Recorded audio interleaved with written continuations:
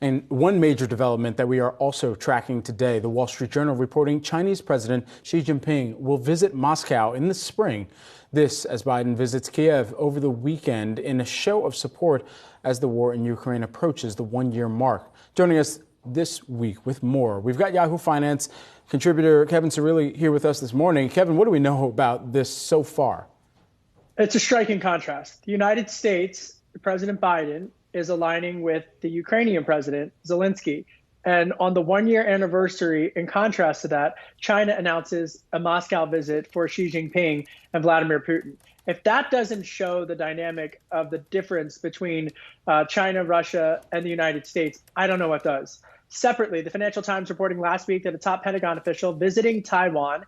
This is a handful of Democratic lawmakers, including Congressman Ro Khanna, a Democrat who represents Silicon Valley, is over there in Taiwan to again demonstrate the United States support for this important democracy in the region. You know, I mentioned this, but it is notable that Congressman Khanna is over there, just given the dynamic between what we've seen in the tech sector and the importance of the semiconductor chip manufacturing industry and Taiwan. And to have a Silicon Valley representative over there is quite notable. And this becomes the latest round of lawmakers who are visiting Taiwan as U.S. and China tensions continue to percolate.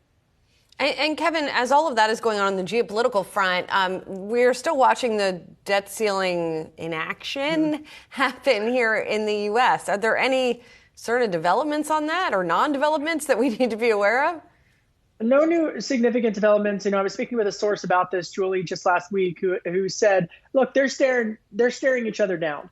And unfortunately, right now, there doesn't seem to be an incentive for either side to compromise. But I think when you do have the last major piece of potential legislation before, what could be a massive elongated election cycle, this could potentially even add more additional policies to the debt ceiling negotiations. I say all of that, will there be a Christmas tree ornament type of situation come this summer, early fall? I don't know. But look, there doesn't seem to be much incentivized for compromise.